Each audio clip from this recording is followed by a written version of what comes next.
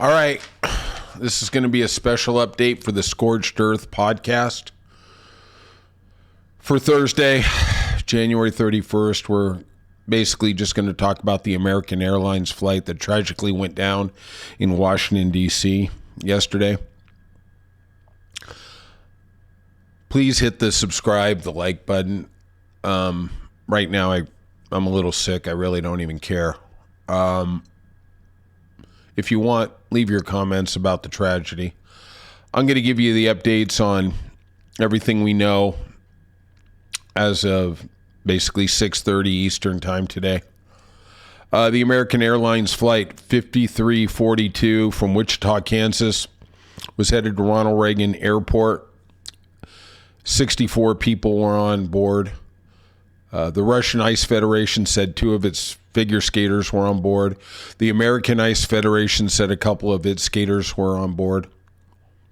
I believe they had a competition in Kansas and they were heading to Washington for another one. And flight 5432 is preparing to land on runway 33, which is just basically, there's the Potomac and it lands right there. And a helicopter, which was on a training mission, a Black Hawk helicopter, an Army Black Hawk helicopter, crashed into it. Now, from what we know, the helicopter was a training flight. There was 3 Army members on board. Communications were relayed between the control tower and the helicopter just seconds before the fatal crash. The airline is in pieces in the Potomac.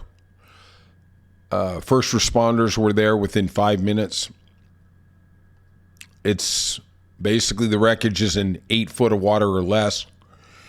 And Ronald Reagan Airport will be closed today until 11 o'clock.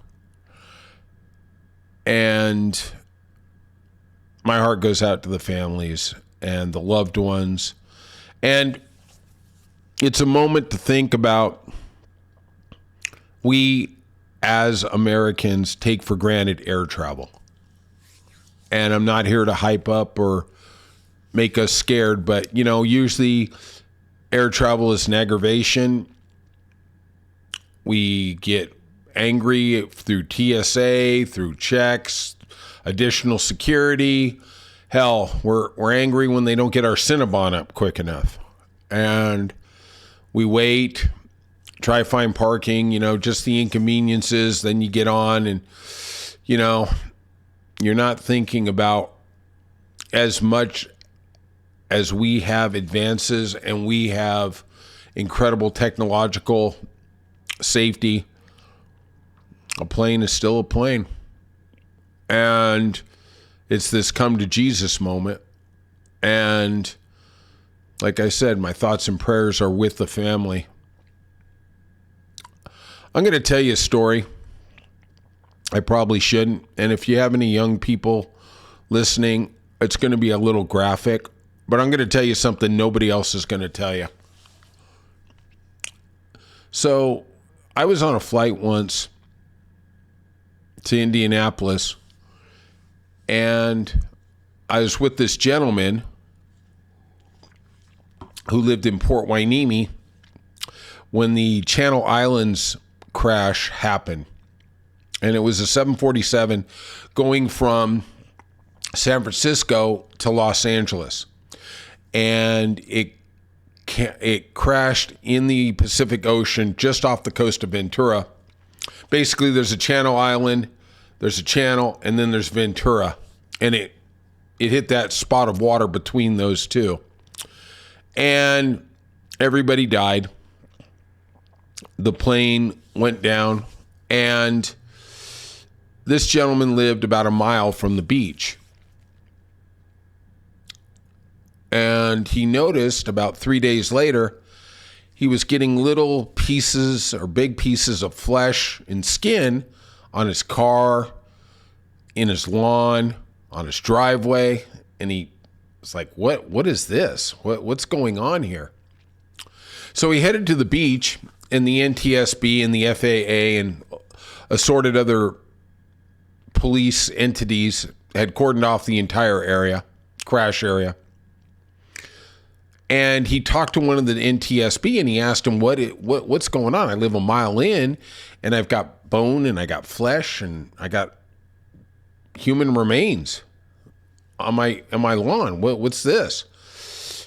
And the NTSB official told him that what happens is you're in a plane going 400 miles an hour. And it really doesn't matter if you hit the water or you hit land or you even hit a mountain. You are going to stop. It's kind of like, people jump off the Golden Gate Bridge and they hit the water. It's literally like hitting concrete. You're going too fast for the water to actually part. You're hitting a solid entity. And that's why most people, unfortunately, who jump off the Golden Gate Bridge die. And when the plane, even though it's coming into the water, it's literally like hitting the ground. The water can't part enough. It can't absorb the force of what that plane is doing. So basically, the plane comes down and stops and just disintegrates. And he said what happens in the plane is you're wearing a seatbelt and your body motion is going from 400 miles an hour to 0. And literally what happens is your body pulls away from your skeleton. Your flesh, your muscle, your tendons, your skin, everything just literally goes. You literally look like a skeleton. That's really what it is. And that's why so few people ever survive. It's literally 1 in a million, 1 in 10 million to be able to have your body in the right place. I mean, I always thought, I could just roll or put my shoulder up or get on the ground. Well, it's that seatbelt. That seatbelt locks you in and literally your body pulls away. And that's what happened is when the plane crashed and it went into a lot of pieces, seagulls, other birds would scavenge the water and pick up flesh or bone or whatever, and then they'd fly inland, and then they'd get there and they'd accidentally drop some or whatever, whatever that all was. And I flew a lot, and I never really looked at flying the same anymore. I was very appreciative for what the pilots and the stewardesses and everybody in that process goes to make it safe.